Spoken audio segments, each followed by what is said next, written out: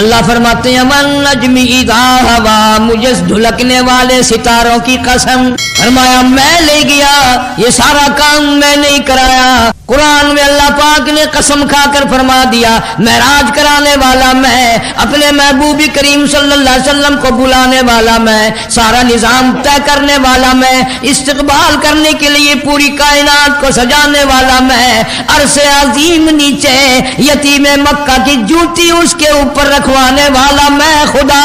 گزشتہ جمعے میں امام الانبیاء محبوب کبریا حضرت محمد مصطفیٰ صلی اللہ علیہ وسلم کے معراج شریف کا وہ حصہ عرض کیا تھا جو مسجد حرام سے مسجد الاقصی تک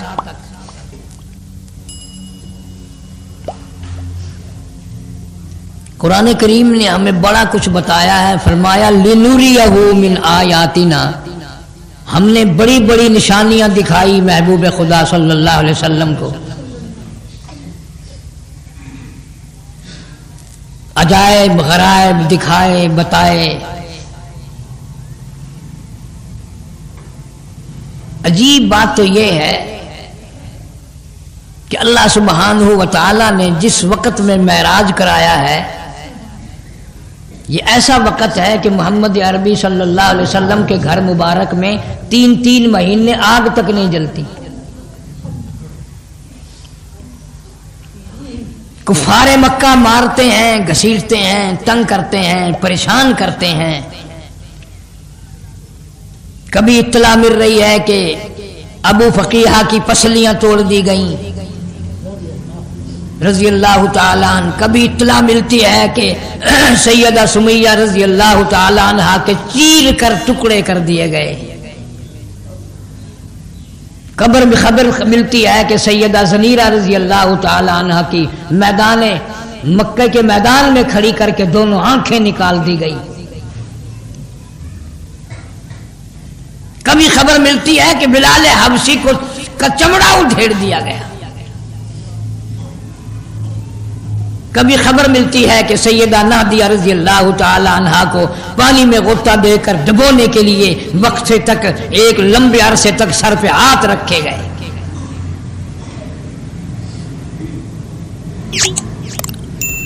کون سا وقت چین کا گزرا، کون سی گھڑی سکون کی گزری۔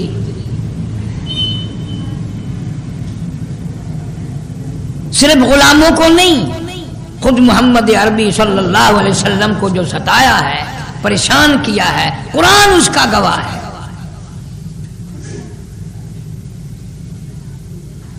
اب میں آپ کو یہ بتا دوں، پہلے آسمان پہ یہ ہوا، دوسرے آسمان پہ یہ ہوا، تیسرے آسمان پہ یوں استقبال ہوا، آپ کو اس سے کیا فائدہ؟ جب تک ہمارے دماغ میں یہ بات نہ آئے کہ 7 آسمانوں پہ اور بیت المقدس میں اور ہر مقام پہ جو استقبال کیا گیا اور اللہ سبحانہ و تعالیٰ نے جو انتظامات فرمائے وہ تھا کون، اس کی کیا حیثیت تھی، اور وہ فاطمہ الزہرا کا ابا کس حال میں اپنا وقت گزار رہا تھا۔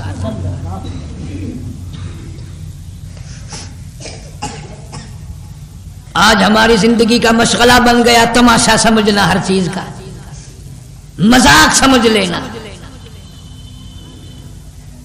آج شام کو شب معراج آ رہی ہے، خداوند کریم عرش الہی پہ دیکھیں گے کہ میرے محبوب کی معراج والی رات میں میری امت کتنی عبادت کر رہی ہے۔ کس کا پروگرام نفلوں کا ہے، کس کا پروگرام قرآن کی تلاوت کا ہے، کس کا پروگرام درود شریف استغفار کا ہے، کچھ بھی نہیں۔ یا تو کوئی پروگرام بنائے گا ہی نہیں، اور اگر بنائے گا تو پہلے کچھ عبادت کر لے گا، انشاءاللہ صبح کی نماز ہی نہیں پڑھے گا۔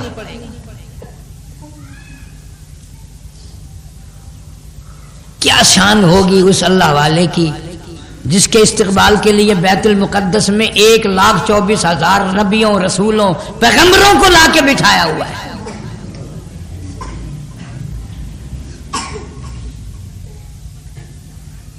اس مسجد کی کیا شان ہوگی جہاں اذان دینے والا جبریل ہو، اس نماز کی کتنی بڑی عظمت ہوگی جہاں سیدنا آدم علیہ السلام موجود ہوں، کلیم اللہ، روح اللہ، خلیل اللہ، 1,24,000 نبی پیغمبر رسول صفوں میں بیٹھے ہوں، اور جب جماعت کا وقت آیا تو جبریل امین نے ہاتھ پکڑ کر یتیم مکہ صلی اللہ علیہ وسلم کا آگے کھڑا کر دیا. اللہ تعالیٰ نے امام الانبیاء بنانے کا کے لیے سب کو بلایا ہوا ہے.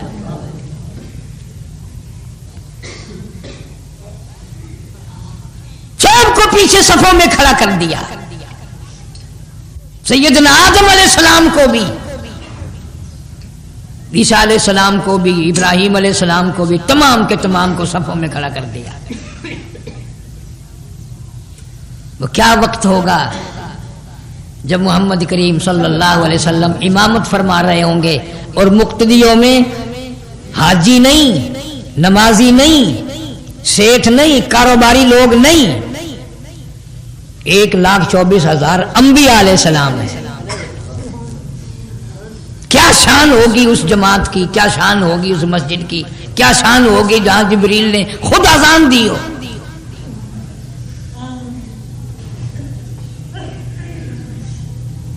فرمایا وَالنَّجْمِ إِذَا هَوَى مَا ضَلَّ صَاحِبُكُمْ وَمَا غَوَى وَمَا يَنطِقُ عَنِ الْهَوَى إِنْ هُوَ إِلَّا وَحْيٌ يُوحَى. اللہ فرماتے ہیں وَالنَّجْمِ إِذَا هَوَى، مجھے دھلکنے والے ستاروں کی قسم. فرمایا میں لے گیا، یہ سارا کام میں نہیں کرایا. قرآن میں اللہ پاک نے قسم کھا کر فرما دیا معراج کرانے والا میں، اپنے محبوب کریم صلی اللہ علیہ وسلم کو بلانے والا میں، سارا نظام طے کرنے والا میں، استقبال کرنے کے لیے پوری کائنات کو سجانے والا میں، عرش عظیم نیچے یتیم مکہ کی جوتی اس کے اوپر رکھوانے والا میں خدا.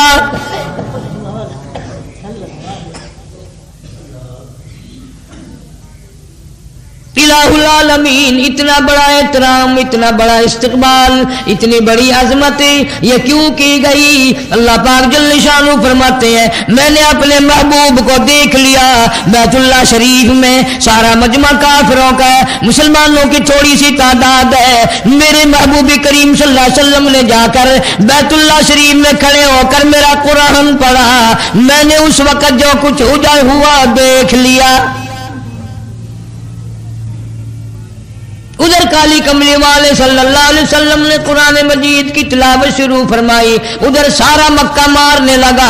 اندازہ لگاؤ چھوٹے بڑے امیر غریب ہر قبیلے کے لوگ اپنے پرائے تمام کے تمام مارنے والے، ایک یتیم مکہ مار کھانے والا.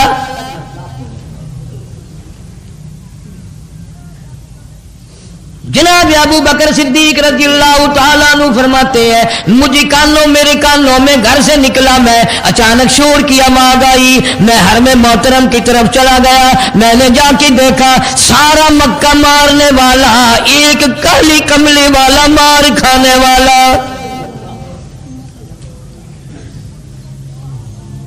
کوئی ادھر سے مارتا ہے، کوئی ادھر سے مارتا ہے، کوئی ادھر سے دھکا دیتا ہے، کوئی ادھر سے دھکا دیتا ہے، کوئی کسی طریقے سے مار رہا ہے. تمام کے تمام مارنے والے. صدیق اکبر رضی اللہ تعالیٰ عنہ فرماتے ہیں میں نے کسی کو ادھر دھکا دیا، کسی کو ادھر دھکا دیا. میں نے آپ صلی اللہ علیہ وسلم کی حفاظت کی، بچانے کی کوشش کی، لیکن میرے بچاتے بچاتے، حفاظت کرتے کرتے، روکتے روکتے، ٹوکتے ٹوکتے، منع کرتے کرتے ایک ظالم کو موقع مل گیا. اس نے محمد کریم صلی اللہ علیہ وسلم کے گلے میں کپڑا ڈال لیا اور کپڑا ڈال کر اتنے بل چڑھائے، اتنے وٹ چڑھائے. صدیق اکبر رضی اللہ تعالیٰ عنہ فرماتے ہیں میری آنکھ نے دیکھا حضور کریم صلی اللہ علیہ وسلم کی دونوں آنکھیں باہر نکل آئی.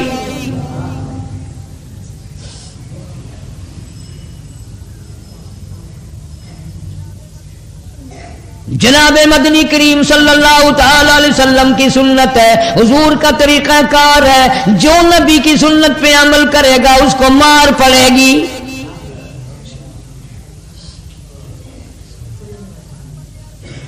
جناب محمد عربی صلی اللہ تعالی علیہ وسلم کو بڑی مشکل سے صدیق اکبر نے بچایا. اس ظالم کا کپڑا نکالا, ایک اور ظالم نے گلے میں کپڑا ڈال کر اتنا زور سے جھٹکا مارا. صدیق اکبر فرماتے ہیں میری آنکھ نے دیکھا ساری کائنات کے سردار حضرت کریم رسول کریم صلی اللہ علیہ وسلم کے منہ مبارک میں جھاگ آ گئے.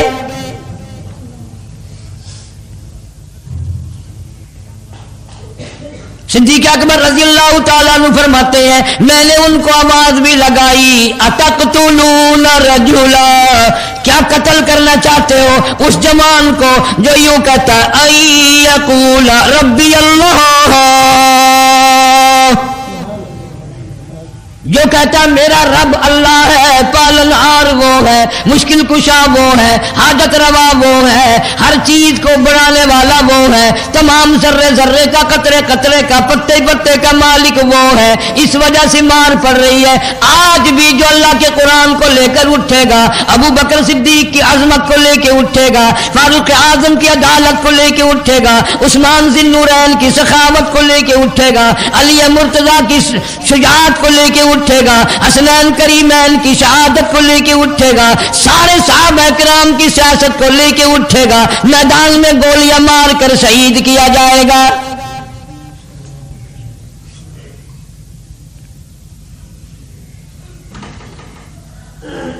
مقام شہادت اتنا سوکھا نہیں ہے.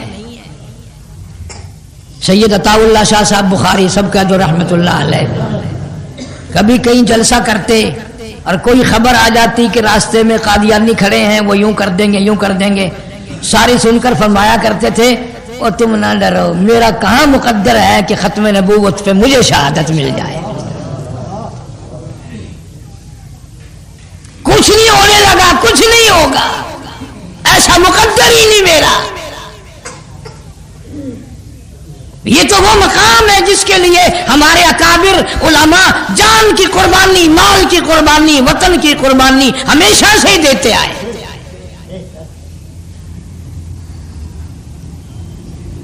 شاملی کا میدان ہے, حافظ ضامن شہید رحمت اللہ علیہ کے سینے میں گولی مار دی گئی. مولانا گنگوئی رحمہ اللہ نے دیکھا تڑپ رہے ہیں, پوچھا حافظ صاحب کیا ہے؟ فرمایا الحمدللہ اپنے مقصد میں کامیاب ہو گیا ہوں. شہادت کی تلاش تھی, اللہ نے اسی کا انتظام فرما دیا. رخصت ہو رہا ہوں, کامیاب ہو کر رخصت ہو رہا ہوں. پوچھا طبیعت کیسی ہے؟ فرمایا چند منٹوں کا مہمان ہوں, ایک احسان کرو, یوں دل چاہتا ہے کہ گود تیری ہو سر میرا ہو, گود تیری ہو سر میرا ہو, زبان تیری ہو قرآن اللہ کا ہو, سنتا ہوا دنیا سے چلا جاؤں, پڑھتا ہوا بھی جاؤں, سنتا ہوا بھی جاؤں. اللہ پوچھے گا حافظ صاحب دنیا سے کیا لایا؟ عرض کروں گا مولا تیرا قرآن لے کے آیا ہوں. اور فرمانے لگے فنا فی اللہ کی تہ میں بقا کا راز مضمر ہے, فنا فی اللہ کی تہ میں بقا کا راز مضمر ہے, جنہیں مرنا نہیں آتا انہیں جینا نہیں آتا. عورت کے پیچھے دنیا مرتی آئی, دولت کے پیچھے دنیا مرتی آئی, زمینوں کے پیچھے لوگ کتنے قتل ہوتے آئے, اقتدار کے پیچھے, کرسی کے پیچھے کتنے لوگوں کے سر چلے گئے. کامیاب ہے وہ آدمی جو محمد عربی صلی اللہ علیہ وسلم کی ختم نبوت کے لیے, حضور کریم صلی اللہ علیہ وسلم کی صحابہ کی عزت کے لیے جان کا نذرانہ پیش کر دے.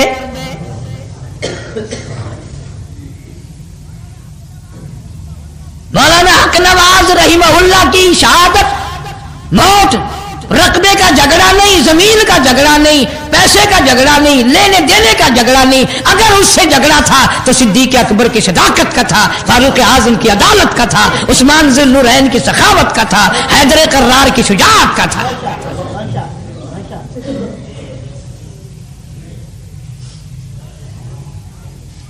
ذاتی تکرار بھی کوئی نہیں. اور ایک تھوڑا ہی پتہ نہیں کتنے اللہ والے شہید ہو گئے. اور پتہ نہیں. پھر ایک بات ہے, یہ جو ہمارے نوجوان یا بزرگ اللہ کے نام پہ اللہ کی راہ میں شہید ہوئے, ان میں سے پچھتاتا ہوا ایک بھی نہ گیا, پچھتاتا ہوا ایک بھی نہ گیا. इसलिए उनकी निगाह कुरान पे है। फरमाया वला तक़ूलू लिमन युक़तलु फी सबीलिल्लाह फी सबीलिल्लाहि अम्वात बल अहयाउन वलाकिन ला तशऊरून। ये सारी कुर्बानी तलाश करके शहादत को लेते हैं। इससे बड़ा क्या मकाम होगा। पूरी कायनात मरने के बाद मुर्दा कहलाएगी। बादशाह मर जाए मुर्दा कहलाएगा, वजीर मर जाए मुर्दा कहलाएगा, मलका मर जाए, बेगम मर जाए मुर्दा कहलाएगा, कोई चीज कोई भी मर जाए मुर्दा कहलाएगा। और खुदा की कसम अल्लाह पाक ने कुरान में ऐलान कर दिया जो मेरे नाम पे मरेगा वो न मुर्दा है न मुर्दा कहने दूंगा। बल्लाहिया वो तो जिंदा हो गया, ऐसा जिंदा हो गया कि मौत ही नहीं आएगी। हदीस पाक में आता है, इरशाद है हुजूर करीम सल्लल्लाहु अलैहि वसल्लम का, क़यामत का दिन होगा, अल्लाह पाक शहीदों को बुलाएंगे और बुलाकर फरमाएंगे जाओ मेरी मेहरबानी से जन्नत में चले जाओ। हदीस पाक में आता है शहीद खड़े हैं, आवाज आएगी जाओ जन्नत में चले जाओ, तुम्हारा हुक्म हो गया। लगा अच्छा जी जाते हैं। बेदिल से कैसे खड़े हो, वहां तो बड़ी नियामतें हैं, हूरे हैं, गिलमान हैं, दूध की नहरें हैं, शहद की नहरें हैं, सुर्ख याकूत सब्ज याकूत के महल्लात हैं, सोने चांदी की ईंटों वाले महल्लात हैं, मुश्को अंबर जाफरान के गारे के बने हुए, कस्तूरी के गारे वाले महल्लात बने हुए हैं। जाओ तुम, वहां तुम्हारे लिए इस्तकबाल होगा। शहीद खड़े हैं, अल्लाह पाक फरमाएंगे क्या बात है। उन्होंने कहा या अल्लाह अगर हमारे सर देने के बदले में ये जन्नत मिल रही है तो हम तो इस पे राजी नहीं, हम तो इस पे राजी नहीं। फिर तुम मांगो क्या मांगते हो, तुम मांगो क्या मांगते हो। अर्ज करेंगे हमें अब भी कुछ मांगने का हक है। फरमाया बहुत कुछ, इसलिए मैंने कुरान में ऐलान कर दिया कि तुम मुर्दे तो हो ही नहीं।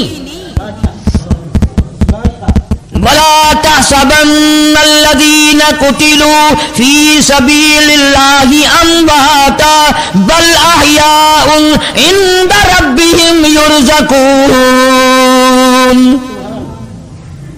फरमाया लोगों सिर्फ जुबानों से कहना मैंने बंद नहीं किया, जो मेरे नाम पे सर दे गया, मेरे नाम पे जान दे दी, मेरे नाम पे अपना कीमा बनवा लिया, उसको मुर्दा कहने की इजाजत नहीं। चलो चलो जुबान से ना कहेंगे, जब कब्र में दफन किया, जब हमने जनाजा पढ़ा, हमने ताजियत भी की, हम चलो जुबान से ना कहेंगे, दिल में तो ख्याल करेंगे मर गया मर गया। फरमाया बल अहयाउन इंदा रब्बिहिम युरज़क़ून। और तुम्हें दिलों में गुमान करने की भी इजाजत नहीं, मेरे नाम पे मरने वाले मेरे मेहमान बन जाते हैं। युरज़क़ून, मैं उनको खाना खिलाता हूं, वो अच्छे भले मेवे खाते रहते हैं।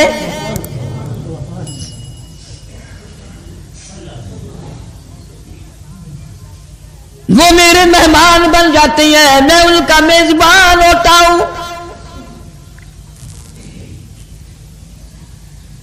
शहीद खड़े हैं, हम उस जन्नत को लेके क्या करेंगे। हमने हूरों के पीछे सर नहीं दिया, हमने गिलमानों के पीछे जान नहीं दी, हमने सोने चांदी के महल्लात के पीछे जान नहीं दी। चलो फिर तुम मांगो क्या मांगते हो।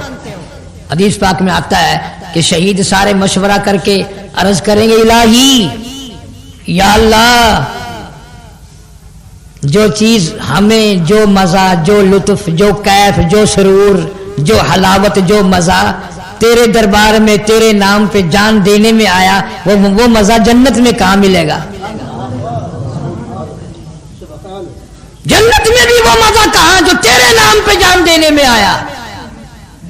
फिर क्या चाहते हो। उन्होंने कहा इलाही अगर हमें मुंह मांगा मिलता है तो जो लज्जत हमें तेरे नाम पे सर देने में आई, तेरे नाम पे जान देने में आई, तेरे नाम पे गोलियां खाने में जो मजा आया वो जन्नत में भी नहीं होगा। अगर हमसे पूछ कर दिया जाता है तो मौला हम तो ये चाहते हैं कि 100 मरतबा जिंदा कर और 100 मरतबा तौफीक दे, फिर सर आए, फिर तेरे नाम पे कटाए, फिर वो मजा उठाएंगे पहले उठाया था।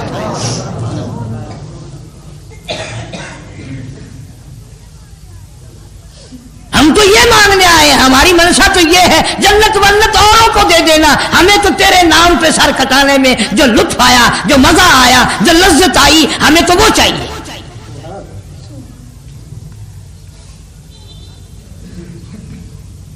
آخر یہ دنیا میں کتنے لوگ مر جاتے ہیں، کتنا مبارک ہے مولانا حق نواز مرحوم جو صحابہ کرام کے ناموس کے لیے جان دے گیا، صحابہ کرام رضوان اللہ تعالی علیہ مجمعین کی عظمت کے لیے، ناموس کے لیے اپنی جان کا نذرانہ پیش کر دیا۔ اور یہ ہمارے بزرگوں کی سنت چلی آ رہی ہے، کوئی نیا کام نہیں۔ بڑے بڑے اکابر، بڑے بڑے بزرگ، بڑے بڑے اللہ والے تڑپ تڑپ کر کے گئے، یا اللہ شہادت کی موت عطا فرما، یا اللہ شہادت کی موت عطا فرما۔ حضرت شیخ الہند رحمت اللہ علیہ اس دنیا سے رخصت ہوئے، آخری وقت میں ڈاکٹر نصاری مرحوم کی کوٹھی پہ دلی میں ہے، آخری وقت ہے، رونے لگ گئے۔ بڑے بڑے علماء شاگردوں نے پوچھ لیا حضرت کیوں، کیا بات ہے؟ فرمایا میرے دل کی تمنا میرے دل میں رہی، میری آرزو پوری نہ ہو سکی، میری حسرت نہ نکل سکی، میرا شوق پورا نہ ہوا، میرا ذوق پورا نہ ہوا، میری تمنا پوری نہ ہوئی۔ میری تمنا تھی اللہ کی راہ میں میرا قیمہ بنا دیا جاتا، میری بوٹیاں اڑا دی جاتی، میری جان کے ٹکڑے کر دیے جاتے، لیکن افسوس کر رہا ہوں بستر پہ موت آ رہی ہے۔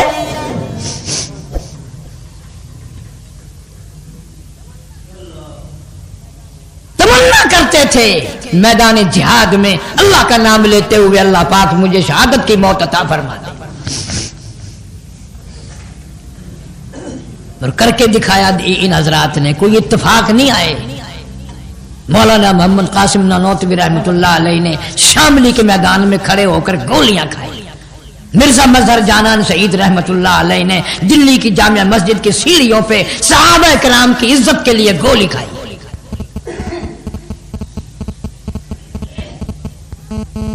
کوئی ایک تھوڑی ہے، یہ تو پرانا طریقہ چلاتا ہے۔ جس اللہ والے نے اللہ کے ساتھ سودا کر لیا، مولا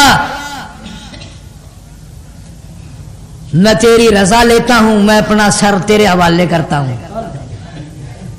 قرآن کہتا ہے ان اللہ اشترى من المؤمنین انفسهم واموالهم بان لهم الجنہ یقاتلون فی سبیل اللہ فیقتلون۔ اللہ پاک اعلان کرتے ہیں او مومنو، او محمد عربی صلی اللہ علیہ وسلم کا کلمہ پڑھنے والوں، میرے نبی کی غلامی کرنے والوں، آؤ کاروبار کریں گے، رضا میری تم لے لو، اپنی جان مال میرے حوالے کر دو۔ فرمایا وَمِنَ النَّاسِ مَن يَشْرِي نَفْسَهُ ابْتِغَاءَ مَرْضَاتِ اللَّهِ وَاللَّهُ رَءُوفٌ بِالْعِبَادِ۔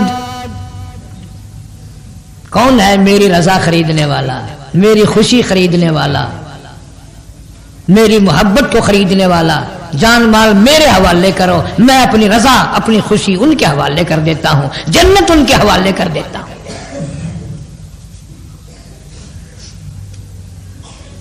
بڑے بڑے بہادر لوگ آئے اس دنیا میں، بہادر شاہ ظفر مرحوم مغلیہ خاندان کا چشم و چراغ انگریزوں نے پکڑا ہے دلی سے، رنگون لے گئے پکڑ کر، بند کر دیا۔ اچھا خاصا وقت گزرنے کے بعد اطلاع دی گئی کہ آج انگریز حکومت نے تمہاری دعوت کی ہے، کھول کر لے آئے، میزوں پہ کھانا کیا لگا دیا،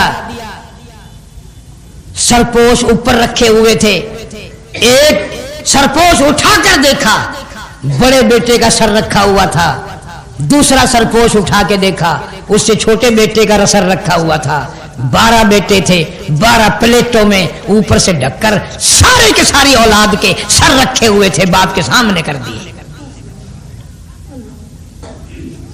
غش کھا کر نہ گرا، بے ہوش نہ ہوا، دیواروں میں ٹکرے نہ ماری، چیخے نہ ماری، سجدے میں گر پڑا، اور سجدہ شکر ادا کیا مولا، اور کہنے لگا میرے بیٹو آج تم نے باپ کا دل ٹھنڈا کر دیا، آج تم نے باپ کا جگر ٹھنڈا کر دیا، آج تم نے باپ کا کلیجہ ٹھنڈا کر دیا۔ میں ڈرتا تھا میرے باپ انگریز کے سامنے یہ جھک نہ جائے، تسلی ہو گئی کہ تم نے میری زندگی میں یہ تسلی کر دی کہ یہ سر کٹ سکتے ہیں مگر ظالم کے سامنے جھک نہیں سکتے۔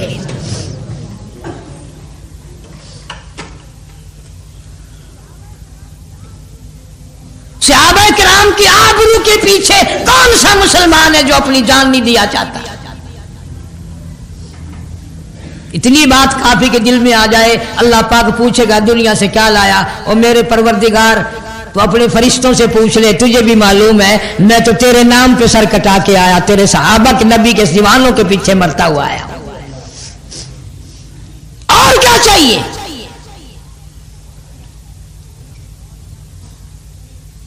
باقی اور کیا ہونا جانا ہے؟ 40-42 سال ہو گئے ہمیں تو یوں ہی دیکھتے ہوئے، پانی مہنگا ہوتا جا رہا ہے، خون سستا ہوتا جا رہا ہے۔ یہی بات یاد رکھو، یہ جتنی بھی موت کوئی مولویوں کو ہلاک نہیں ہو رہی، تم سب کے سب کلیجے پہ ہاتھ رکھ کے سوچو کہ تمہارا معاملہ کیا بننے والا ہے۔ تم جو ہر معاملے میں اور ہر میدان میں پیسے کھا کر ووٹ دینے کے عادی بنے ہوئے ہو، اگر وہ قیمت بھی تو تم سے وصول کرنی ہے نا۔ سارا جہان آج اس طریقے سے گڑبڑ میں آ گیا کہ نہ ایمان کا پتہ، نہ یقین کا پتہ، نہ قرآن کا پتہ۔ جناب مدنی کریم صلی اللہ تعالی علیہ وسلم کے صحابہ کرام نے اسی طرح قربانیاں دی، چمڑے ادڑ گئے، قربانیاں دے دے کر اولاد ذبح ہو گئی، اپنی آنکھوں کے سامنے نیزے کی نوک پہ اپنے معصوم بچوں کو لٹکا ہوا دیکھ کر لا الہ الا اللہ محمد الرسول اللہ صلی اللہ علیہ وسلم پڑھنے والوں کا حال دیکھا۔ آج تمہیں کلمے کی توفیق نہیں، قرآن کی تلاوت کی توفیق نہیں، دیدار کے قرآن کی توفیق نہیں، رات دن گانے بجانے میں مشغول ہو۔ قیامت کا دن ہوگا، ہزاروں لوگ آئیں گے، اللہ میاں پوچھیں گے دنیا سے کیا لایا؟ کئی لوگ کہیں گے الہی کچھ نہیں لایا، کچھ نہیں لایا، اتنی بات لایا ہوں تیرے محبوب کریم صلی اللہ علیہ وسلم کی آبرو کے پیچھے میں نے اپنی جان کی بازی لگا دی۔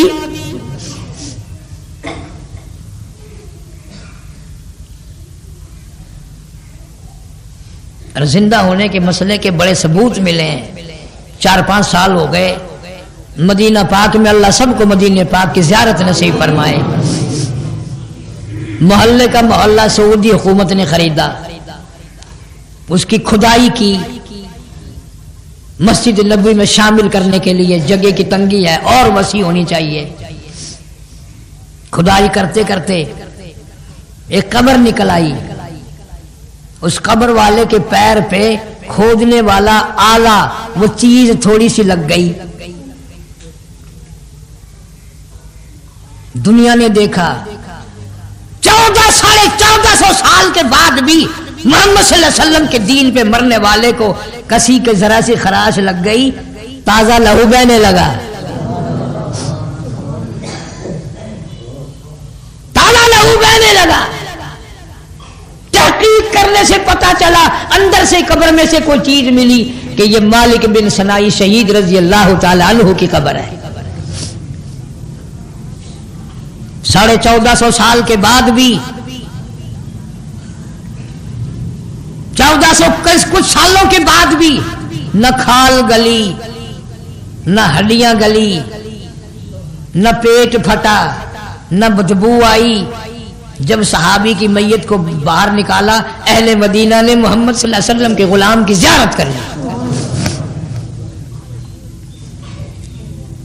کوئی چیز نہیں بگڑی۔ اس لیے قرآن زندہ ہے، بل احیاء عند ربهم یرزقون فرحین بما آتاهم اللہ من فضلہ ویستبشرون۔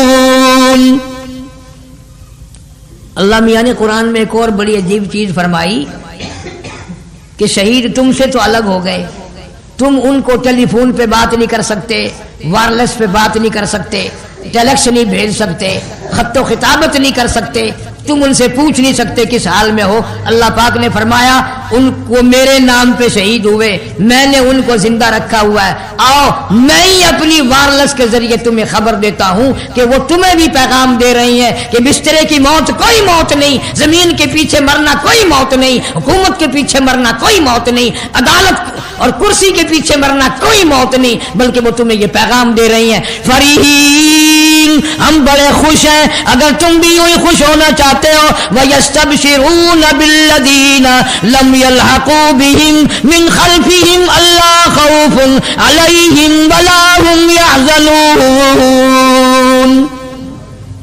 हमारे पीछे आने वालों, नियत भी करो, नो शहादत की नियत करो, दुआ भी अल्लाह से हर वक्त शहादत की मांगो। जनाब फारूक आजम रज़ियल्लाहु ताला अन्हु जैसा बहादुर, इतना बड़ा सहाबी, सारे सहाबी हुजूर करीम सल्लल्लाहु अलैहि वसल्लम के मुरीद है। फारूक आजम हुजूर करीम सल्लल्लाहु अलैहि वसल्लम की मुराद है, लेकिन फरमाते अल्लाहुम्मा रज़ुक़ना शहादतन फी सबीलिक, मौला तेरी राह में शहादत की मौत मांगता हूं, दर तेरा हो, सर मेरा हो, दरवाजा तेरा हो, मेरी जान का कीमा मैं तेरे दरवाजे पे अपनी जान नहीं, मैं अपनी बोटियां पेश करना चाहता हूं।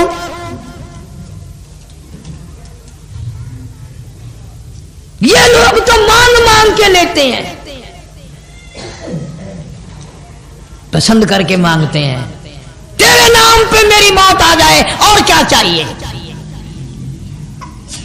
तो अल्लाह ताला ने शहीदों का पैगाम भी पहुंचा दिया कि उन्होंने तुम्हें भी पैगाम दिया है कि आओ औरतों के पीछे ना मरो, जायदादों के पीछे ना मरो, इस बदबख्त फानी कुर्सी के पीछे ना मरो, अल्लाह के कुरान पे मरो, अल्लाह के नाम पे मरो, नबी की नबूवत पे मरो, सहाबा किराम की नामूस पे मरो। ठीक है, आप हज़रात को भी बड़ा दुख हुआ, मुझे भी मौलाना हक नवाज मरहूम का बड़ा दुख हुआ, मगर कभी कभी मेरे दिल में ये खुशी की अंगड़ाई आती है, अगर वाह नौजवान तू थोड़ी सी उम्र में सहाबा किराम के दरवाजों का दुनियाई से खादिम बन के गया, नामों से सहाबा के पीछे जान दे के गया। और कई दफा ऐसा हुआ कि मैं खुद समझाता था कि यार इतनी सख्ती ना किया कर, ऐसे काम ना किया कर, यूं है, बस एक ही बात कहता था कि कारी साहब जब वक्त आएगा न नरमी रोकेगी, न पुलिस रोकेगी, न कौम रोकेगी, जब आएगा बस तमन्ना ये है कि अल्लाह के नाम पर नबी के दीवानों की फहरिस्त में मेरा नाम आ जाए।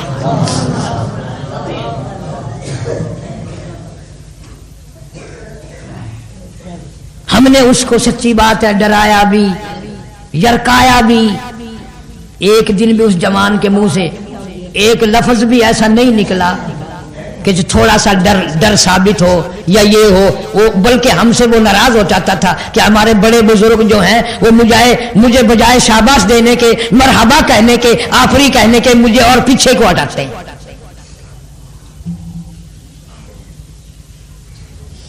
और ये हमारे बड़े बुजुर्गों की सुन्नतें चली आ रही हैं कि उन्होंने इसी तरीके से जान दी।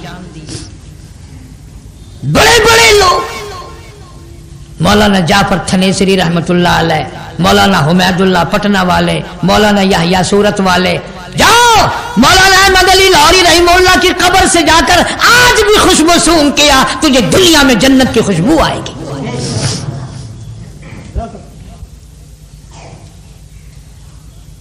ये मामूली लोग नहीं हैं जिनके हम कुछ नहीं है। बहरहाल हमारे बड़े बड़े हीरे थे, बड़े जवाहिर थे।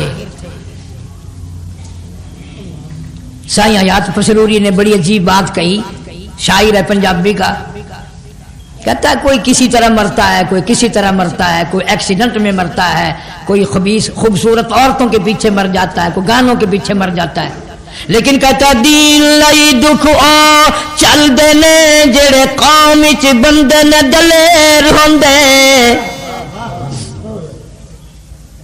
مکان کے لیے نہیں، دکان کے لیے نہیں، زمین کے لیے نہیں، عہدہ کرسی کے لیے نہیں، حکومت کے لیے نہیں، کچھ بننے بنانے کے لیے نہیں. ان کا نظریہ ہوتا دین لئی دکھ آ چل دینے جڑے قوم وچ بندے نے دلیر ہوندے. کون پوچھدا کاواں تے گدڑاں نوں کدی پنجرے باز تے شیر ہوندے. کون پوچھے گا جن کی ایک حلوے کی پلیٹ قیمت ہو؟ کون پوچھے گا جو سیدنا امیر معاویہ رضی اللہ تعالیٰ عنہ جیسے جلیل القدر صحابی کی وفات کے دن کو، نبی کے صحابی کی وفات کے دن کو حلوہ کھانے کی عبادت بنا لے؟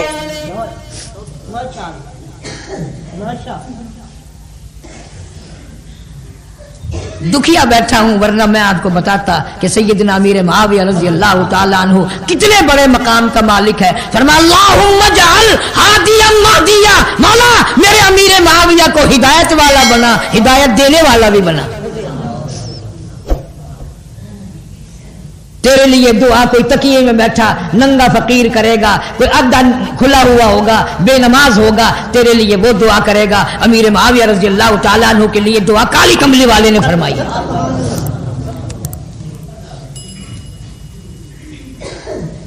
فرمایا اللہم علمہ الکتاب، امیر معاویہ کو قرآن کی تعلیم میں بڑا آشنا کر دے.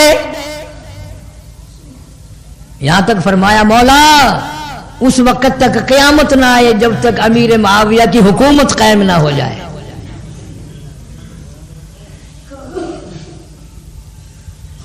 بڑے بڑے عجیب ہیرے آئے اس دنیا میں. اور آگے سائیں حیات نے بڑی عجیب بات کہی ہے کہ یا ایسا کام نہ کرو، شورش مرحوم نے کہا نا، یا رنج و بلا کا خوف نہ کر، یا نام نہ لے آزاد، یا نام نہ لے آزادی کا، آبادی کو بربادی کے سانچوں میں ڈھالا جاتا ہے. سائیں حیات کہتا ہے کہ دین لئی دکھ آ چل دینے جڑے قوم وچ بندے نہ دلیر ہوندے. کون پوچھدا کاواں تے گدڑاں نوں کدی پنجرے باز تے شیر ہوندے. سائیں آگے کہتا اٹا بوٹیاں اسی نوں پیندیاں نے، اٹا بوٹیاں اسی نوں پیندیاں نے جیڑی بیری دے نال بیل ہوندے. اٹا بوٹیاں اسی نوں پیندیاں نے جیڑی بیری دے نال بیل ہوندے. قطرہ خون تے پانی دا بند ہو کے موٹی ہیرے تے لال پھیر ہوندے. جس بیری پہ بیر ہوں گے بٹے کھانے پڑیں گے. خالی ٹنڈ پہ کون پتھر مارے؟ جہاں مال ہوگا ڈاکو وہاں پڑے گا. یا تو اللہ شاہ بخاری مرحوم کی قبر سے جا کے پوچھو، اللہ تعالیٰ کی کروڑ رحمتیں نازل ہو، ساری زندگی ختم نبوت کی حفاظت میں کٹ گئی.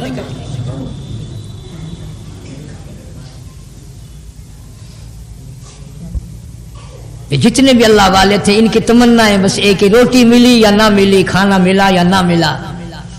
شاہ عبدالعزیز کے دونوں انگوٹھے ہاتھوں کے کھینچ کر نکال دیے گئے. حافظ ضامن شہید کو شاملی کے میدان میں شہید کیا گیا. قاسم اللہ نوتوی کے ماتھے میں گولی ماری گئی. اور دلی کے چاروں طرف جو 4000 عربی مدرسے تھے، قرآن کے مدرسے تھے، میں قسم کھاتا ہوں جب انگریز سے ٹکرائے اور انگریز بے ایمان سے جب ٹکراؤ ہوا، ایک بھی نہ استاد بچا نہ طالب علم بچا، اذان دینے والا بھی نہ بچا. اور وہ ہر وقت یہی کہتے چلی پھرتی ہے بلبل، لیے پھرتی ہے بلبل اور چونچ میں گل، اور ڈھونڈتی ہے شہید ناز کی تربت کہاں ہے. اللہ کے نام پر مر جانا، آخری دم ثابت کر دینا کہ میں تو یوں مر رہا ہوں، یہ بہت بڑی سعادت ہے، بہت بڑی کامیابی ہے. اللہ سبحانہ و تعالی مولانا حق نواز مرحوم کے درجے بلند فرمائے، ان کے آل اولاد کی حفاظت اور کفالت فرمائے. اور جتنے بھی ان کی جماعت والے پسماندگان گھر والے، اللہ تعالیٰ سب کو صبر جمیل کی توفیق عطا فرمائے۔ ایک دن خواب میں حضور کریم صلی اللہ علیہ وسلم کی زیارت ہوئی، آپ نے فرمایا ما جفانی یا بلال، اور بلال یہ کیا غضب کر رہے ہو، مدینے سے دور چلے گئے، ملنے بھی نہیں آتے۔ اندازہ لگا اس کا درجہ کتنا بلند ہوگا، اس کے دل میں نبی کا عشق کتنا ہوگا، اس کے دل میں نبی کی محبت کتنی ہوگی، جس کو کالی کملی والے فرمائے تو مجھے ملنے کیوں نہیں آتا۔ ما جفانی یا بلال، او بلال یہ کیا ظلم کر بیٹھے، اتنے دور چلے گئے، ملنے بھی کیوں نہیں آتے۔ بلال اسی وقت اٹھا، سواری لی، تیز رفتار سواری پہ سوار ہو کر مدینے پاک پہنچا۔ سیدنا بلال کو دیکھ کر مدینے میں کوہرام مچ گیا، نبی کا مؤذن آ گیا، کالی کملی والے کے دربار کا غلام آ گیا۔ سارے لوگ چاروں طرف جمع ہو گئے، حسنین کریمین رضی اللہ تعالی عنہما کو جا کے ملے، بلا کے لائے۔ فاطمۃ الزہرا کے لخت جگر بیٹو، علی مرتضیٰ کے شیر جوانوں، تمہاری بات نہیں موڑیں گے، ذرا اذان کی فرمائش کرو، اذان تو دے دے نبی کے زمانے کی، بلال آئے ہوئے۔ جناب بلال حبشی رضی اللہ تعالیٰ عنہ نے مدینے کی مسجد میں، مسجد نبوی میں کھڑے ہو کر جب اذان شروع کی، مدینے میں کوہرام مچ گیا، عورت مرد باہر نکل آئے، چلو نبی کے اذان زمانے کی اذان آئی ہے، چلو شاید دیدار ہو جائے۔ سیدنا بلال حبشی رضی اللہ تعالیٰ عنہ ان غریب صحابہ میں سے ہیں جنہوں نے ابتداء اسلام میں بڑے دکھ اٹھائے، بڑی پریشانیاں جھیلی، صرف کہنے سننے کی بات نہیں، اور خداوند عالم نے ان کے مقدر جگائے۔ اللہ تمہیں توفیق دے، تم سارے کے سارے حج بیت اللہ کرو، مکے جاؤ، جا کے دیکھو جس مقام پہ سیدنا بلال نے کوڑے کھائے، مار کھائی، آج وہاں مسجد بنی کھنی ہے، اور کوڑے مارنے والے جہاں رہا کرتے تھے وہاں بیت الخلا بنا ہوا ہے۔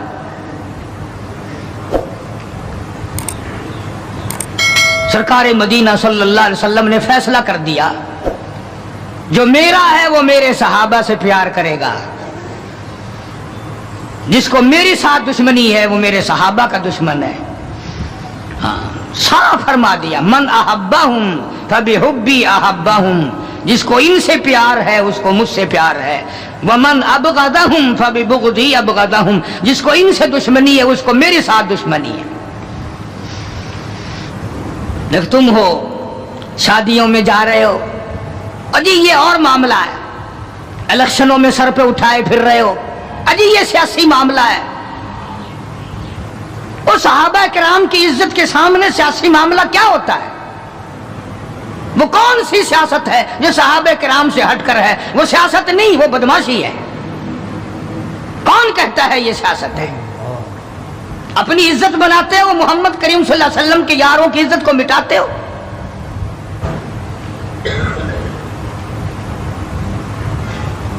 قربان جاؤں ان حضرات پہ، تم تو اب بھی نہیں سمجھ سکے ہوگے میں کن کی بات کر رہا ہوں۔ او حاجیو، نمازیو، تمہیں ساری زندگی میں آج تک خواب میں بھی مدنی کریم صلی اللہ علیہ وسلم کی زیارت نہیں ہوئی۔ بلال وہ تھا جس نے اپنی زندگی میں لاکھوں کروڑوں مرتبہ حضور کا دیدار کیا ہے۔ سرکار دو عالم صلی اللہ علیہ وسلم کے گھر کا ساز و سامان لاتا ہے، اور یہ مرتبہ یوں ہی نہیں ملا، ہاں مفت میں نہیں مل گیا، بڑی مصیبتیں اٹھائی ہیں، بڑی تکلیف جھیلی ہیں۔ امیہ ابن خلف مکے کا بہت بڑا بدماش قسم کا کافر غلام ہے۔ امیہ ابن خلف بہت بڑا سردار ہے مکے کا، حضرت بلال رضی اللہ تعالی عنہ اس کے غلام ہیں، زر خرید ہیں۔ امام الانبیاء محبوب کبریا حضرت محمد مصطفیٰ صلی اللہ تعالی علیہ وسلم کا دیوانہ پروانہ، جان نثار، جان پہ کھیلنے والا بلال، سرکار کے چہرے انور کا دیدار کیا تو کلمہ پڑھ بیٹھا۔ امیہ ابن خلف کو پتا چلا بلال کو مارنا شروع کیا، سارا دن مارتا ہے، لوہے کی زرہ پہنا کر دھوپ میں سارا دن لٹائے رکھتا ہے، گرم ہو جاتی ہے، بدن جل جاتا ہے، سارا دن نمبر وار پٹائی کرتی ہیں۔ شام کے وقت سیدنا بلال رضی اللہ تعالیٰ عنہ کے پیروں میں رسے ڈال کر مکے کے لڑکے گلیوں میں گھسیٹے پھرتے ہیں۔ جس گلی سے گزارا جاتا ہے عورتیں پوچھتی ہیں کیا بات ہے، نوجوان پوچھتے ہیں کیوں مارتے ہو، مارنے والے جواب ایک دیتے ہیں، غلام امیہ ابن خلف کا ہے، کلمہ کالی کملی والے کا کیوں پڑھتا ہے؟ چمڑا اڑ گیا، ہڈیاں سالم نہ رہی، روزانہ گھسیٹا جاتا ہے، روزانہ مارا جاتا ہے، روز مار کے امیہ ابن خلف تھک گیا۔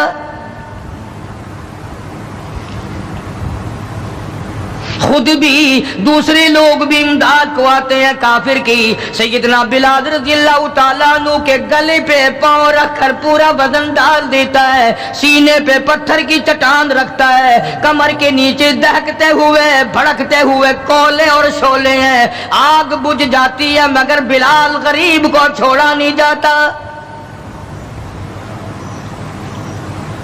آج کوئی مار کھائے گا عورتوں کے پیچھے، کوئی زمین کے پیچھے، کوئی دولت کے پیچھے، کوئی مکان کی وجہ سے، کوئی دکان کی وجہ سے، کوئی کرسی کی وجہ سے، کوئی شہنشاہیت کی وجہ سے، کوئی وزارت کی وجہ سے، کوئی سفارت کی وجہ سے بلال مار کھاتا ہے۔ قرآن کہتا ہے وَأُوذُوا فِي سَبِيلِي وَقَاتَلُوا وَقُتِلُوا لَأُكَفِّرَنَّ عَنْهُمْ۔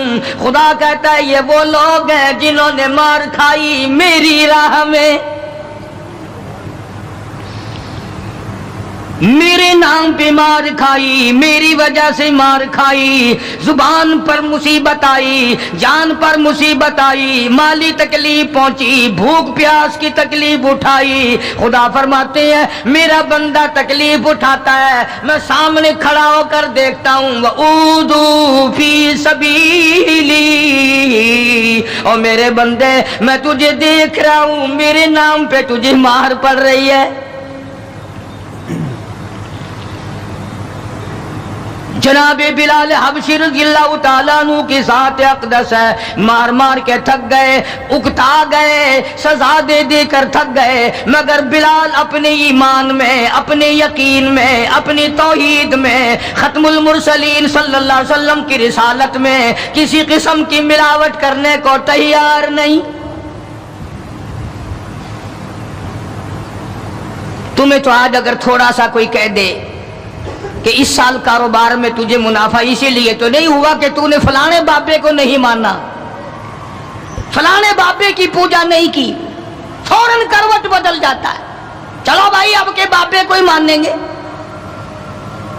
یہ وہ بلال ہے جو کسی بابے کو نہیں مانتا، کسی قبر والے کو نہیں مانتا، جو کسی اونچے نیچے کو نہیں مانتا، کسی بڑ کا پجاری نہیں، پیپل کا پجاری نہیں، کسی کھو کا پجاری نہیں، کسی جنڈی گھنڈی کا پجاری نہیں، کسی درخت کا پجاری نہیں، چاند سورج ستاروں اور پانی کا پجاری نہیں، وہ صرف ایک اس کائنات کے مالک کا پجاری ہے جو خداوند عالم کی ذات ہے، مار بھی کھاتا ہے۔ قریب سے جناب ابو بکر صدیق رضی اللہ تعالیٰ عنہ گزرے، مار پڑ رہی ہے، اس قدر مارا، گلے پہ پاؤں رکھ کر دبایا۔ ابو بکر صدیق رضی اللہ تعالیٰ عنہ فرماتے ہیں میری آنکھ نے دیکھا بلال کی ایک بالشت زبان باہر لٹکی ہوئی تھی۔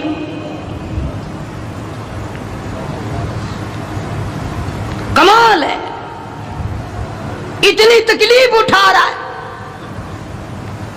جب بھی ذرا سا پاؤں پر کو ہٹایا، سانس آیا، فوراً آواز لگاتا ہے اللہ احد،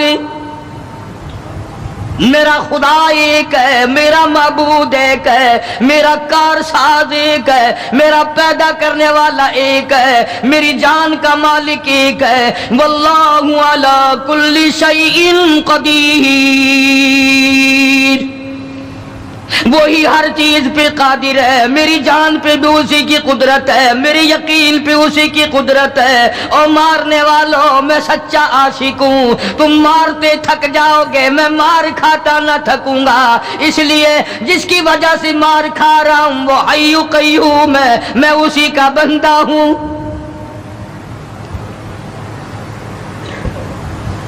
جناب ابو بکر صدیق رضی اللہ تعالیٰ عنہ نے گزرتے گزرتے کان میں بلال کے یوں کہہ دیا، آہستہ اللہ کا نام لے لے، تجھے بڑی سخت مار پڑ رہی ہے، اللہ کا آہستہ نام لے لے۔ جناب بلال رضی اللہ تعالیٰ عنہ فرماتے ہیں مجھے بڑا دکھ پہنچا، تکلیف ہوئی، اور یوں فرمایا اے ابو بکر اور اگر کوئی کہے تو کہے، تو نہ کہو یہ بات۔ انہوں نے کہا میں تیری تکلیف دیکھ کے کہہ رہا ہوں، تجھے صدمہ بڑا پہنچ رہا ہے، تجھے تکلیف بڑی پہنچ رہی ہے۔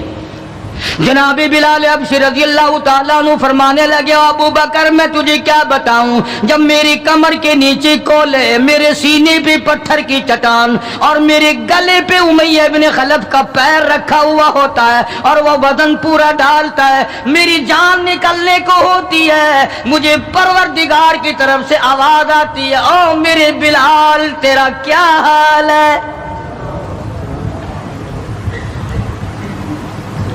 جب وہ ذات سامنے آئے میں کیسے آہستہ کہوں، اور میرا حال پوچھنے والا خدا ہو میں کیسے آہستہ اللہ کا نام لوں۔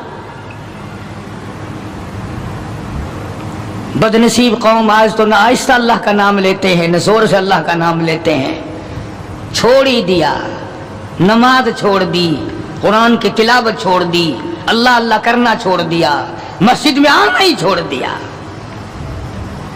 یہی وجہ ہے کہ آج کافروں کا ڈنڈا ہے اور مسلمانوں کے سر ہیں، پٹ رہے ہیں ساری دنیا میں۔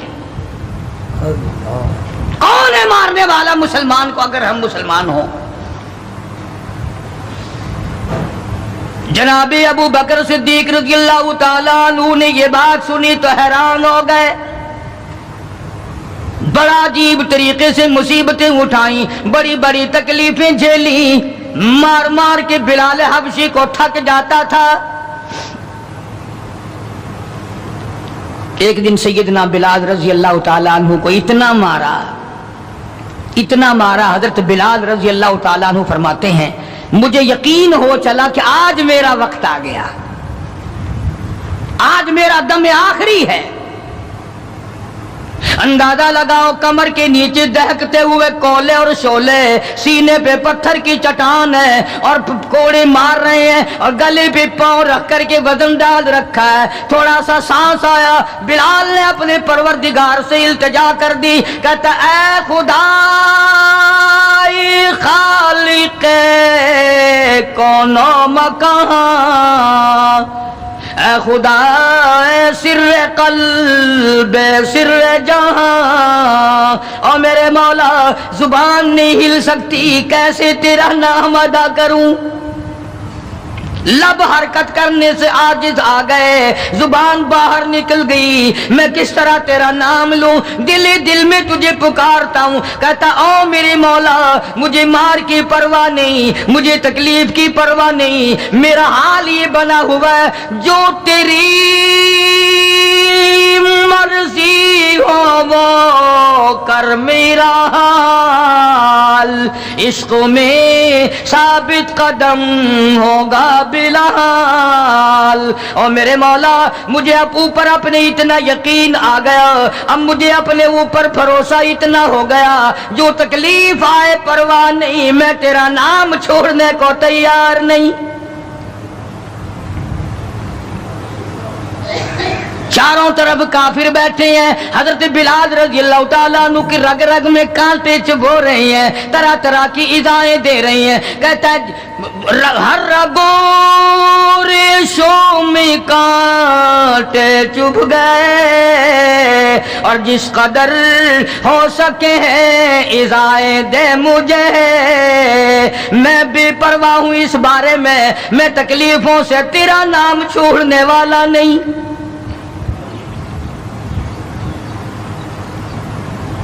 جناب ابو بکر صدیق رضی اللہ تعالیٰ عنہ نے حال دیکھا.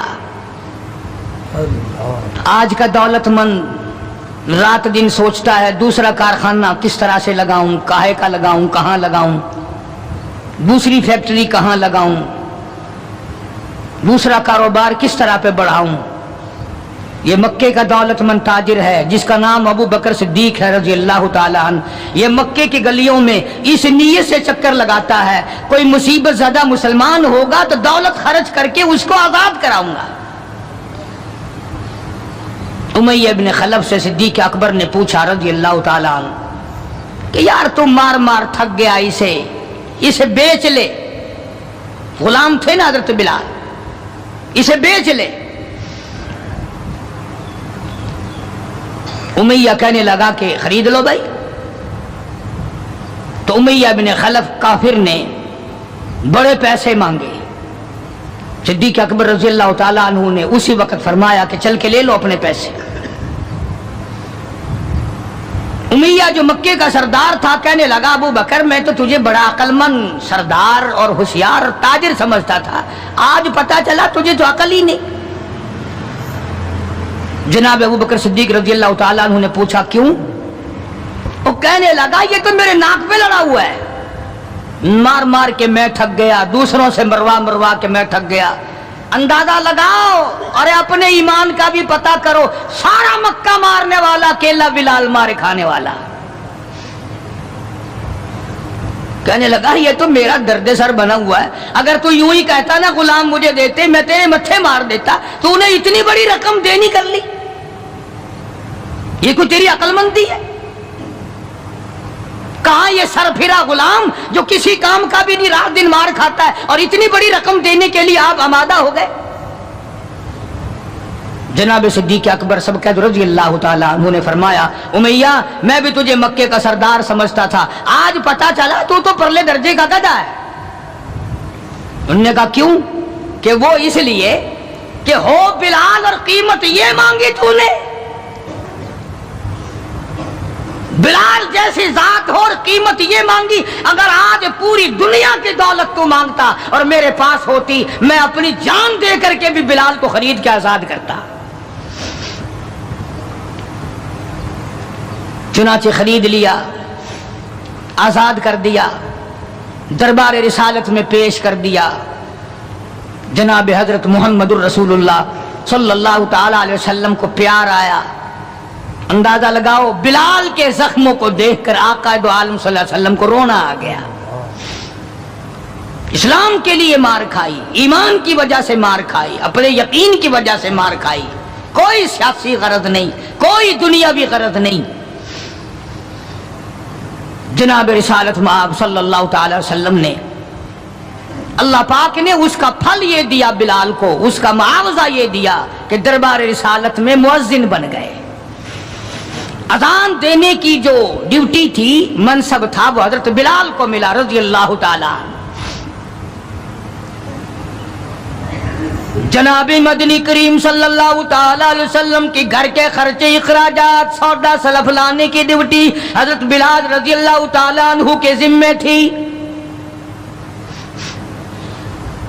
کوئی کسی محکمے کے صاحب کا سامان لائے گا، کوئی کسی محکمے کے صاحب کا سامان لائے گا، کوئی کسی تاجر کا سامان خرید کے لائے گا، کوئی کسی افسر کا سامان خرید کے لائے گا. بلال تیرے پیروں سے اڑی ہوئی خاک پہ قربان ہو جاؤں، تو شہنشاہ کائنات کے دروازے کا غلام ہے،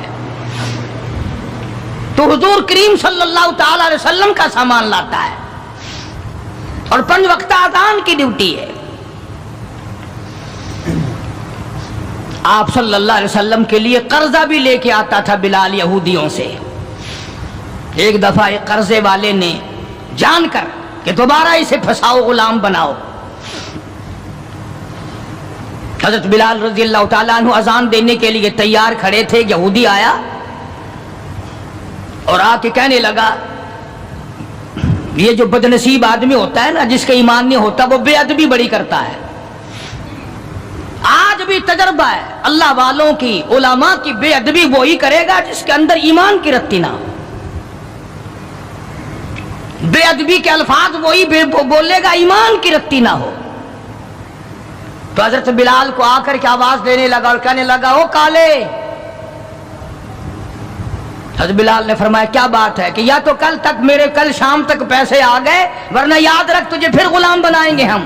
جناب ابشیر رضی اللہ تعالیٰ عنہ مدنی کریم صلی اللہ تعالیٰ علیہ وسلم کی خدمت عالیہ میں تشریف لائے، عرض کیا، کالی کملی والے فلانا یہودی آ کر کے بڑی زبردست دھمکی دے گیا، وہ مجھے پھر دوبارہ غلام بنانا چاہتے ہیں، وہ پھر مجھے پریشان کرنا چاہتے ہیں، میں اب اتنا بڑا قرضہ کیسے ادا کروں؟ میں صبح کہیں نکل جاؤں گا، چھپ جاؤں گا، روپوش ہو جاؤں گا، جب کوئی انتظام ہو جائے اطلاع فرما دینا، میں حاضر خدمت ہو جاؤں گا۔ ہائے بلال، تجھے مبارک ہو، تو سرکار دو عالم صلی اللہ تعالی علیہ وسلم کے قرضے کی وجہ سے پریشان ہے۔ ذرا سوچیں وہ لوگ جن کو اللہ تعالیٰ نے دولت بخشی ہے، جن کو اللہ پاک نے کھانے پینے کے لیے دیا ہے، کہ ہمارے نبی حضرت محمد کریم صلی اللہ علیہ وسلم نے کن دکھوں سے اپنی زندگی پاس کی ہے، قرض لے لے کر۔ صرف قرض نہیں، آج ہم یہودی بن کے مر رہے ہیں، عیسائی بن کے مر رہے ہیں، کافر اور مشرک بن کے مر رہے ہیں۔ ان کی ریس ہے ہر معاملے میں، ان کے طریقے کو اپنا کر کے آج مسلمان نوجوان بڑے خوش ہوتے ہیں۔ تم نے ہزاروں مرتبہ سنا ہوگا، آؤ شہنشاہ کائنات کا وہ لباس تو دیکھو جس لباس میں حضور صلی اللہ علیہ وسلم کی وفات ہوئی ہے۔ 11 پیمند اس لباس میں تھے جس لباس میں حضرت محمد رسول اللہ صلی اللہ علیہ وسلم کی اس دنیا فانی سے رخصتی ہوئی ہے۔ یہ بٹن نہیں لگاتے ہم لوگ، بٹن کی جگہ کانٹے چبھے رہتے تھے، کانٹے چبھو لیے جاتے تھے۔ تو بلال نکل گئے مدینے پاک سے خوف کے مارے کہ یہودی پریشان کریں گے قرضے کے لیے۔ ابھی وہ کچھ ہی منزل پہ دور پہنچے تھے کہ سرکار دو عالم صلی اللہ تعالی علیہ وسلم کے یہاں کئی اونٹنیاں سامان سے لدی ہوئی آئی، اور آپ نے اس یہودی کو بلوایا اور بلوا کے فرمایا کہ تو اپنا سارا قرضہ لے لے، جتنا تیرا قرضہ ہے ساری کھجوریں ناپ تول کر اپنے قرضے میں لے جا، بچے گا ٹھیک ہے، نہیں بچے گا تو سارے کا سارا لے جا۔ اللہ غنی، نبی کی ذات کو تو دیکھو، کبھی تو یہ حال ہے کہ قرضہ لے رہے ہیں اور قرضے کی وجہ سے پریشان ہیں، اور خود حضرت بلال رضی اللہ تعالیٰ عنہ بھی پریشان ہے۔ اور اب یہاں یہ حال ہے کہ جس صحابی نے کھجوریں اٹھا کر ناپ کر ڈھیر میں سے تول کر دی ہیں، اس کا سارا قرضہ اتر گیا، اور صحابی کہتا ہے کہ میری آنکھ دیکھ رہی تھی، ایسا معلوم ہوتا تھا کہ سارے کھجوروں کے ڈھیر میں سے ایک دانہ بھی کم نہیں ہوا، ایک دانہ بھی کم نہیں ہوا۔ بے شمار واقعات ہیں اس قسم کے۔ مدینہ پاک میں اللہ پاک سب کو زیارت نصیب فرمائے۔ مدینہ پاک کی ایک صحابی ہے حضور صلی اللہ علیہ وسلم کا،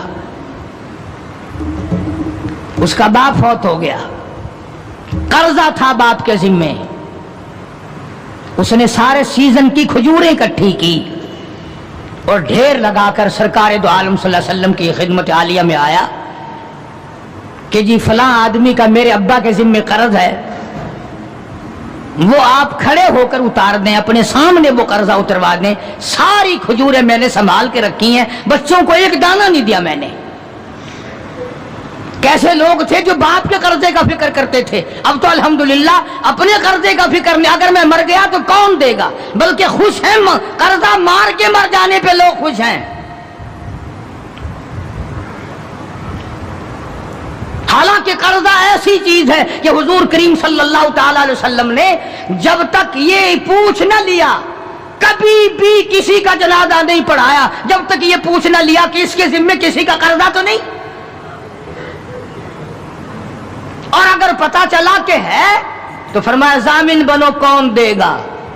اور اگر ضامن کوئی نہیں بنا تو حضور نے کسی صحابی سے جنازہ پڑھوا دیا، خود جنازہ چھوڑ دیا۔ یہ تھوڑی بات ہے کہ نبی جنازہ چھوڑ دے۔ آج لوگ گسے مارتے ہیں، بڑے خوش ہوتے ہیں، کوئی گل نہیں، ایسا کوئی بھجے ہوئے نے۔ آدمی اپنا قرضہ جو منگا تھے مٹی چاہ گئے ہیں، بھج گئے کٹائی، دینا نہیں، ڈرتا نہیں، اگر میں مر گیا تو میرا قرضہ کون دے گا؟ یہ تھوڑی مصیبت ہے، یہ تھوڑی بات۔ اور نبی جس کا جنازہ چھوڑ دے، نبی جس کی جنازے کو چھوڑ کر ہٹ جائے، یہ کوئی تھوڑی بات ہے۔ پہلے لوگ دعائیں مانگا کرتے تھے، یا اللہ مقروض بنا کے نہ ماریو، اور اب دعا کرتے ہیں یا اللہ جتنا گڑگپا کر کے مروں اتنا ہی اچھا۔ بے ایمانی کر کے مرنا چاہتے ہیں، لوگوں کا پیسہ کھا کے مرنا چاہتے ہیں، فنکاری کر کے مرنا چاہتے ہیں۔ شرم نہیں، یہ کوئی موت ہے؟ یہ کوئی مرنا ہے؟ یہ تو لعنت کی موت ہے۔ کسی کا کھا کے مر جاؤ، جب وہ سنتا ہے تو کہے گا نہیں اور تجھ پر خدا کی لعنت ہو، میرا روپیہ کھا کے مر گیا۔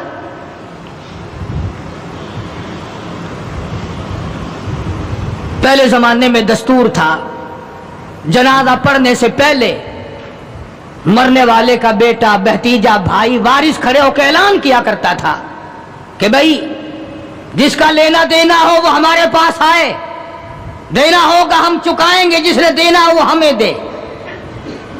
اعلان ہوا کرتے تھے کہ جو قرضہ مانگنے والا ہو وہ ہمارے پاس آئے، ہم قرضہ دیں گے۔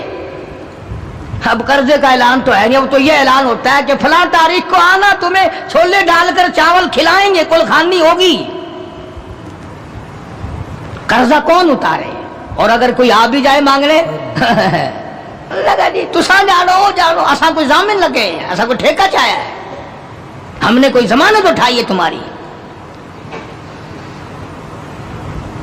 مدینے کا صحابی حضور کریم صلی اللہ تعالی علیہ وسلم کی خدمت عالیہ میں آیا، میرے ابا کے ذمہ قرض ہے، میری غیرت گوارا نہیں کرتی، میری طبیعت گوارا نہیں کرتی، میرا مزاج گوارا نہیں کرتا، میں بیٹا دنیا میں موجود ہوں، میرا ابا قبر میں مقروض پڑا ہو۔ مدنی کریم صلی اللہ تعالی علیہ وسلم نے فرمایا ساری کھجوریں اکٹھی کر لی، گھر میں کتنی رکھی ہے؟ بچوں کے لیے کتنا رکھا کھانے کے لیے؟ انہوں نے کہا گھر میں، کہ جی ہاں، کہ اللہ اور اس کے رسول کا نام رکھا ہوا ہے، ساری کھجوریں میں نے یہاں اکٹھی کر رکھی ہیں۔ آخرت کا فکر ان لوگوں کو تھا۔ سرکار مدینہ صلی اللہ تعالی علیہ وسلم نے فرمایا اسے بلا، قرض لینے والے کو میں تیری سفارش کر کے آدھا ہی سال لے لے گا، آدھا اگلے سال لے لے گا، آدھی کھجوریں بچوں کے لیے رکھ لے۔ صحابی رونے لگا، کہنے لگا میں ایسی کھجوریں اپنے بچوں کو کھلانے کو تیار نہیں، ہم بیٹھ کے کھجوریں کھائیں، میرا ابا قبر میں مقروض پڑا ہو۔ ہم ایسی کھجوریں کھانے کو تیار نہیں۔ عرض کر دیا حضور کریم صلی اللہ علیہ وسلم کی خدمت عالیہ میں کہ ایک دانہ میں گھر لے جانے کو تیار نہیں، قرضہ اتاریے۔ بس حضور صلی اللہ علیہ وسلم نے دعا فرما دی اور آپ نے اپنے سامنے کھجوروں کا ناپنا شروع کیا۔ اس قرض لینے والے کا سارا قرضہ اتر گیا۔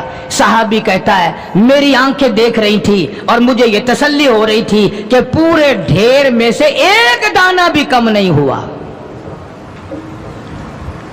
سارا قرضہ چک گیا، سارا قرضہ اتر گیا، مگر ایک دانہ کم نہ ہوا۔ جس وقت مدنی کریم صلی اللہ تعالی علیہ وسلم کے ذمے جو قرضہ تھا بلال کے ہاتھ کا لیا ہوا، وہ سارا قرضہ اتر گیا۔ رحمت کائنات صلی اللہ علیہ وسلم نے حضرت بلال کو پھر بلوا لیا، فرمایا بے شک بے پرواہ ہو جا، اللہ نے سارا قرضہ تیرے میرے سر سے اتار دیا۔ بھوک کی مصیبت بھی دیکھی، پیاس کی مصیبت بھی دیکھی، ایسے ہی دلچسپ اور اور مزید اتنا بیانات زبردست سننے عشق کے لیے ہمارے چینل کو سبسکرائب کریں اور بیل آئیکن کو پریس کریں تاکہ ہر آنے والی ویڈیو سب سے پہلے آپ کے پاس پہنچے۔ دعاؤں میں یاد رکھیں اور اپنا خیال رکھیں۔